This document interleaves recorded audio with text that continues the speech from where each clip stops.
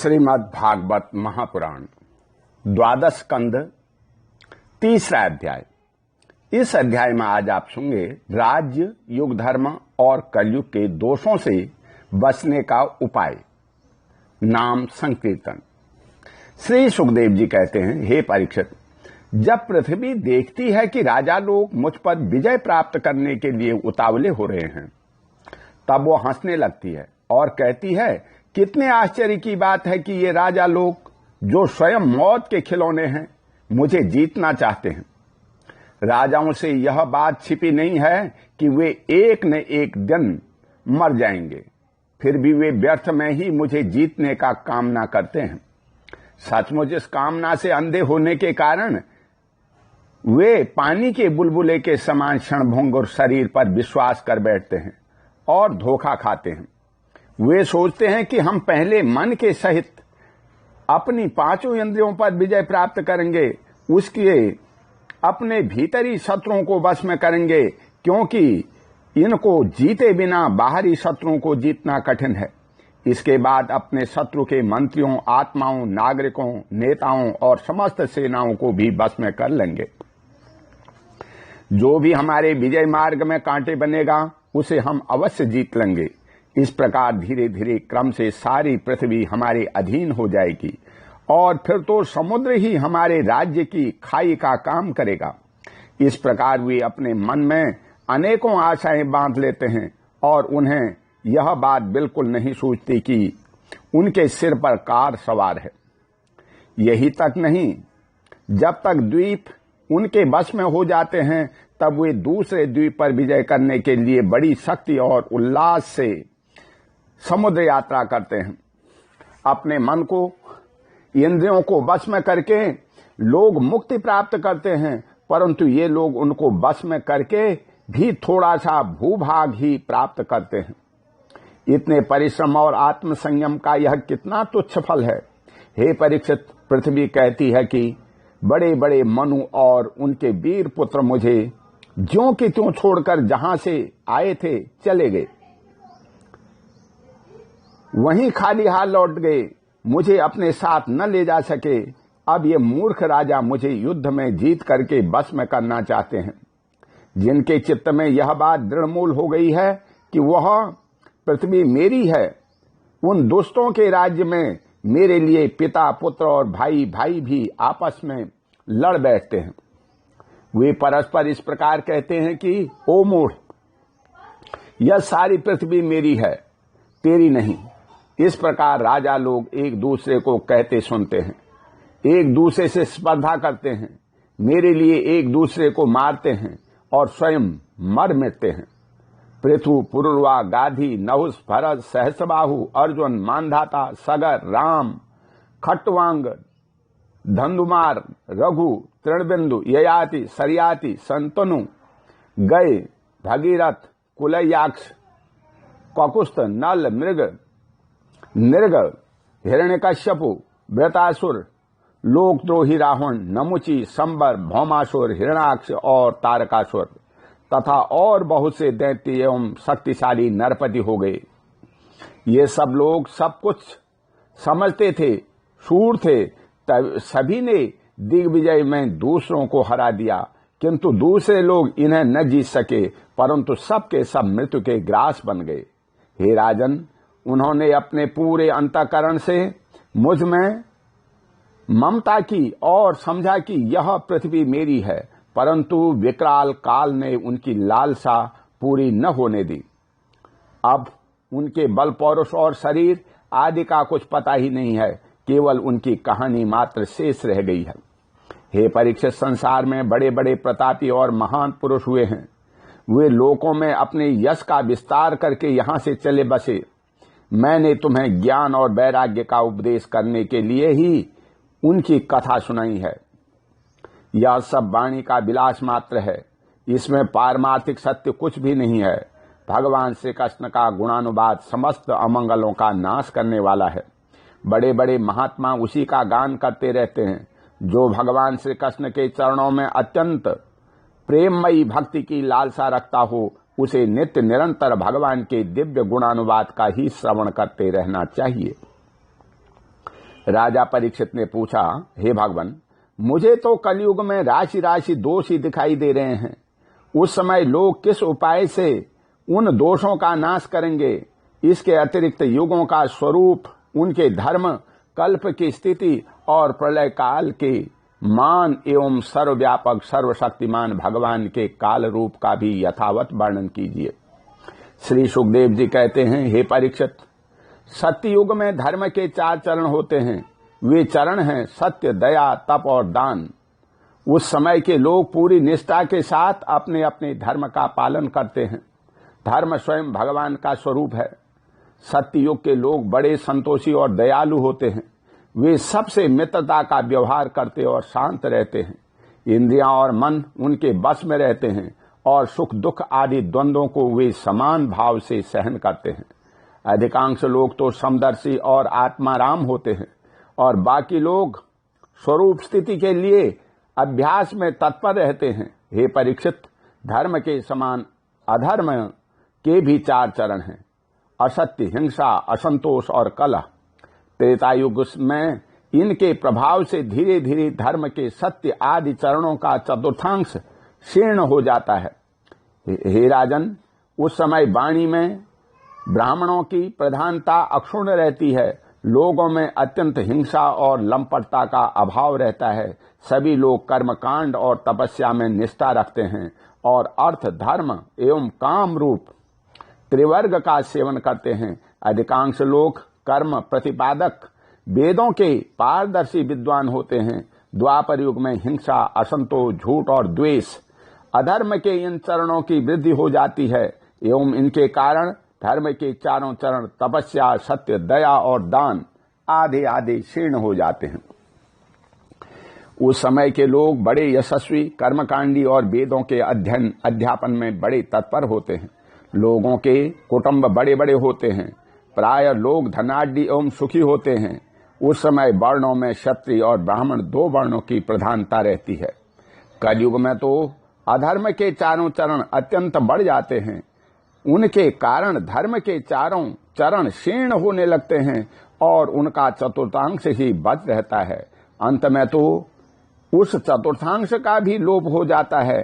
कलयुग में लोग लोभी, दुराचारी और कठोर हृदय होते हैं। वे झूठ मूठ एक दूसरे से बैर मोल ले लेते हैं एवं लालसा तृष्णा की तरंगों में बहते रहते हैं।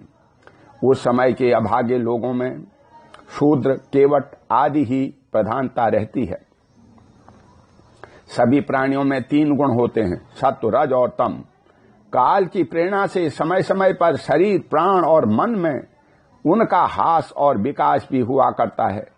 जिस समय मन, बुद्धि और इंद्रियां सत्व गुण में स्थित होकर के अपना अपना काम करने लगती हैं, उस समय सत्ययुग समझना चाहिए। सत्य गुण की प्रधानता के समय मनुष्य ज्ञान और तपस्या से अधिक प्रेम करने लगता है।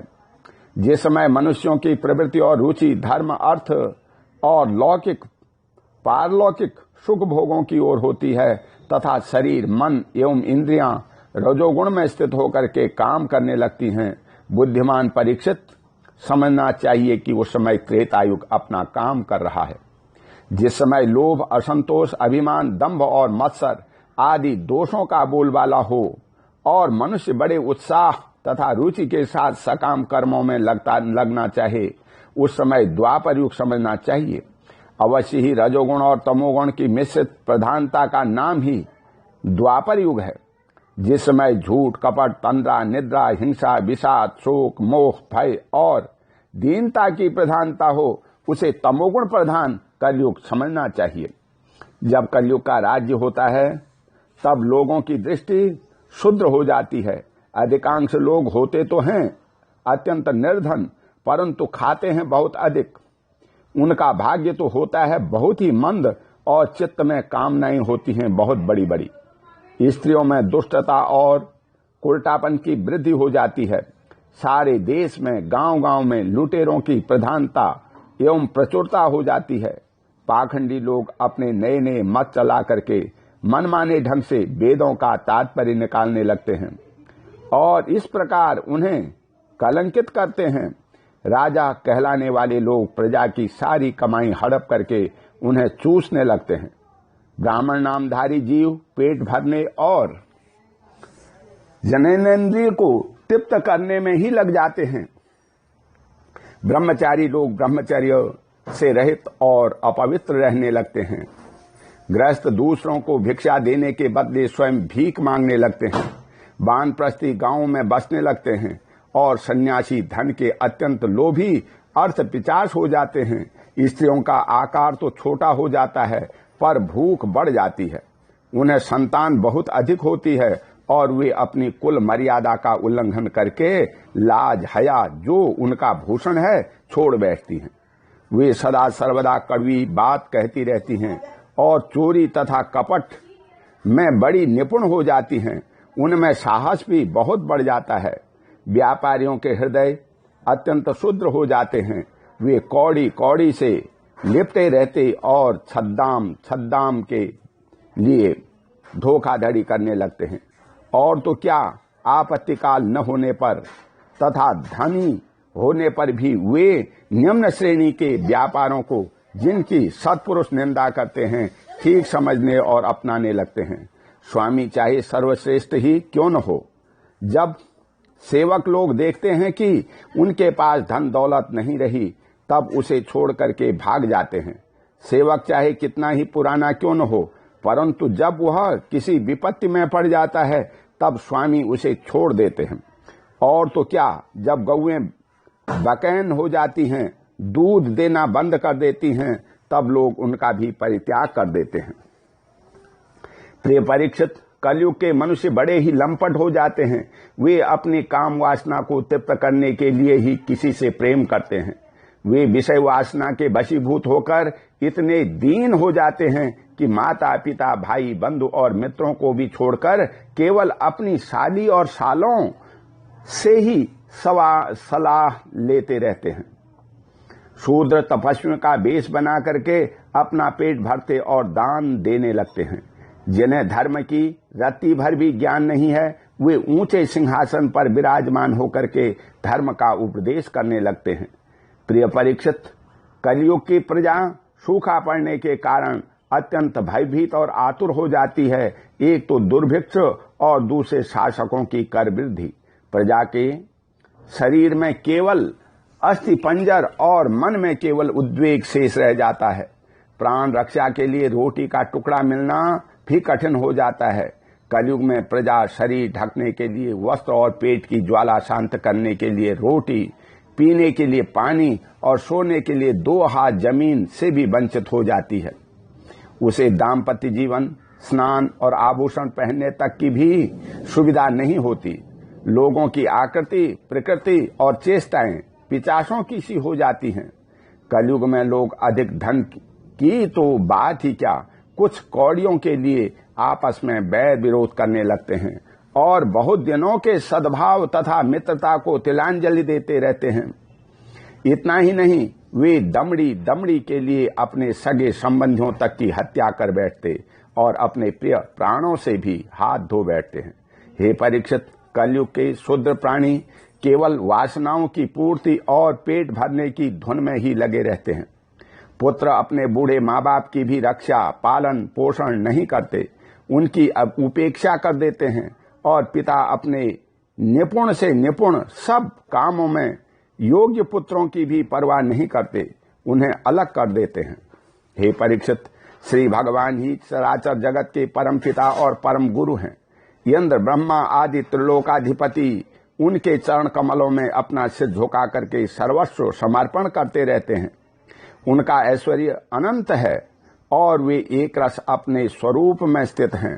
परंतु कलयुग में लोगों में इतनी मूर्खता फैल जाती है, पाखंडियों के कारण लोगों का चित्त इतना भटक जाता है कि प्रायः लोग अपने कर्म और भावनाओं के द्वारा भगवान की पूजा से भी विमुख हो जाते हैं। मनुष्य मरने के समय आतुरता की स्थिति में अथवा गिरते या फिसलते समय विवश होकर भी यदि भगवान के किसी एक नाम का उच्चारण कर ले तो उसके सारे कर्म बंधन छिन्न भिन्न हो जाते हैं और उसे उत्तम से उत्तम गति प्राप्त होती है।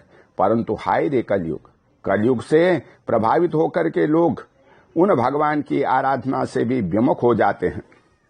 हे परीक्षित, कलयुग के अनेकों दोष हैं। कुल वस्तुएं दूषित हो जाती हैं, स्थानों में भी दोष की प्रधानता हो जाती है। सब दोषों का मूल स्रोत तो अंतःकरण है ही, परंतु जब पुरुषोत्तम भगवान हृदय में आ विराजते हैं तब उनकी सन्निधि मात्र से ही सबके सब दोष नष्ट हो जाते हैं। भगवान के रूप, गुण, लीला, धाम और नाम के श्रवण, संकीर्तन, ध्यान, पूजन और आदर से वे मनुष्य के हृदय में आकर विराजमान हो जाते हैं और एक दो जन्म के पापों की तो बात ही क्या, हजारों जन्मों के पापों के ढेर भी क्षण भर में भस्म कर देते हैं। जैसे सोने के साथ संयुक्त होकर के अग्नि उसके धातु संबंधी मलिनता आदि दोषों को नष्ट कर देती है, वैसे ही साधकों के हृदय में स्थित होकर के भगवान विष्णु उनके अशुभ संस्कारों को सदा के लिए मिटा देते हैं। हे परीक्षित, विद्या, तपस्या, प्राणायाम, समस्त प्राणियों के प्रति मित्र भाव, तीर्थ स्नान, व्रत, दान और जप आदि किसी भी साधना से मनुष्य के अंतःकरण की वैसी वास्तविक शुद्धि नहीं होती जैसी शुद्धि भगवान पुरुषोत्तम के हृदय में विराजमान हो जाने पर होती है। हे परीक्षित, अब तुम्हारी मृत्यु का समय निकट आ गया है। अब सावधान हो जाओ, पूरी शक्ति से और अंतःकरण की सारी वृत्तियों से भगवान श्री कृष्ण को अपने हृदय सिंहासन पर बैठा लो। ऐसा करने से अवश्य ही तुम्हें परम गति की प्राप्ति होगी। जो लोग मृत्यु के निकट पहुंच रहे हैं उन्हें सब प्रकार से परम ऐश्वर्यशाली भगवान का ही ध्यान करना चाहिए। प्यारे परीक्षित, सबके परम आश्रय और सर्वात्मा भगवान अपना ध्यान करने वाले को अपने स्वरूप में लीन कर लेते हैं, उसे अपना स्वरूप बना लेते हैं। हे परीक्षित, यूं तो कलयुग दोषों का खजाना है, परंतु इसमें एक बहुत बड़ा गुण है। वह गुण यही है कि कलयुग में केवल भगवान श्री कृष्ण का संकीर्तन करने मात्र से ही सारी आसक्तियां छूट जाती हैं और परमात्मा की प्राप्ति हो जाती है। सत्ययुग में भगवान का ध्यान करने से, त्रेता में बड़े बड़े यज्ञों के द्वारा उनकी आराधना करने से और द्वापर में विधि पूर्वक उनकी पूजा सेवा से जो फल मिलता है वो कलयुग में केवल भगवान नाम का कीर्तन करने से ही प्राप्त हो जाता है। ओम शांति। बोल श्री कृष्ण भगवान की जय।